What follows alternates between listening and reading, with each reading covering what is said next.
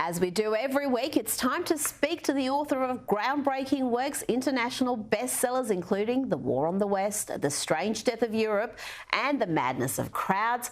Douglas Murray, let's start in New Zealand. They're going to the polls on October 14, the day we vote on the race-based referendum. They'll be holding their general election, and the polls aren't looking good for the left, with Labor polling at just a little under 28%. The Greens have fallen to around 10.6% with the latest polls. It's looking like New Zealand, Douglas, is going to have a centre-right coalition, and Winston Peters may be the kingmaker.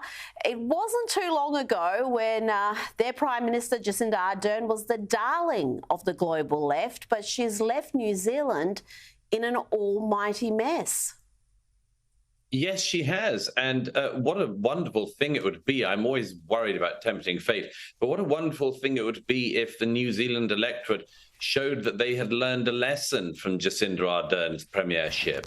You know, this is somebody who promised the earth and promised absolute heaven to the people of New Zealand and delivered something pretty close to hell, actually, during the COVID period.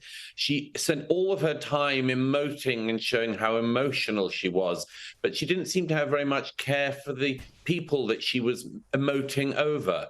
I really do hope that the public in New Zealand realise that there is a difference between that sort of fake, fraudulent, empathetic type of politician and people who actually have the care of the country in their hands and deal with it and treat it appropriately. New Zealand is a great country and it deserves to be led by people who do more than just expect the world to think that they're the empathizer in chief. Now, from Jacinda Ardern to the male Jacinda Ardern, Justin Trudeau, you wrote an excellent piece about Canada's descent into ignorance. We've got a leader there who's another media darling who likes to cultivate this image of being caring and progressive, but he's in the habit of calling decent, ordinary Canadians Nazis. He's used measures, Douglas, such as debanking to punish his critics. We've seen all sorts of sinister attacks against free speech. Douglas, what has happened in Canada? Well, I made this intervention in the Canadian debate this week in the great National Post, I think perhaps the only remaining decent newspaper in Canada. Because I wanted to say to the Canadian public, you have no idea what the rest of the world thinks of you now. I think the rest of the world's image of Canada has tumbled enormously during the time that this superannuated drama teacher has been running Canada. And I give us one example, just that extraordinary thing that happened the other week in the Canadian Parliament. They had President Zelensky of Ukraine there, and they embarrassed him and gave a massive propaganda win to the Russians. Why? Because it turned out that the Speaker of the House of Commons in the Parliament in Canada had invited a 98-year-old Ukrainian who fought the Soviets in the 1940s, and everybody got up. Everybody got up in the Canadian Parliament, gave this man a standing ovation. Now, you don't have to be a history buff to know that a Ukrainian fighting the Soviets in the 1940s was highly likely to be fighting with the Nazis. And of course, the man did turn out to have been not just with the Nazis, but a member of the SS. And you know, just the most basic historical knowledge should have kicked in there, let alone all the security checks and anything like that. But what I find fascinating about it is this is what happens when a country loses its adults, when ignoramuses who think they know everything take charge. Justin Trudeau thinks he can spot a Nazi at 1,000,000 miles from the whiff of their exhaust fumes or the mere happenstance that they criticize him. He can tell a Nazi then, but a Nazi, an actual SS Nazi, is in a gallery above him and he's giving a standing ovation, and as is the whole of the Parliament. This is just one example of what happens when your society gets riddled by stupidity because of stupid leaders. I give plenty of other examples in the piece, but I think that Canadians should think really seriously, like the people of New Zealand, about what sort of leadership they actually want.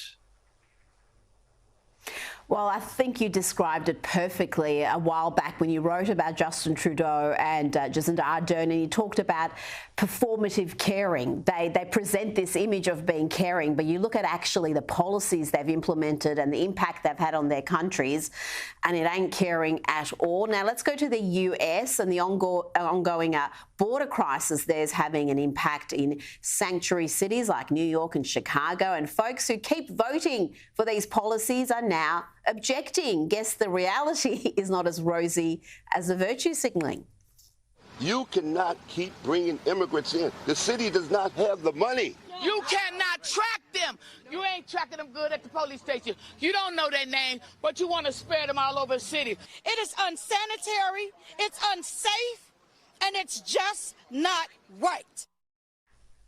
There was some Chicago locals objecting to illegal immigrants being released in their city. Douglas, we currently have the New York mayor in Mexico over this crisis, and we learned today that the Democrats are building Trump's wall. NBC reports the Biden administration announced it waived 26 federal laws to permit more border wall construction in southern Texas, a move that builds on one of the most controversial cornerstones of the Trump administration. How about that, Douglas? I know. I suspect now, Rita, of course, the people who criticised Trump building the wall criticised it because it was basically, again, a Nazi-like policy to have a wall. It was far right.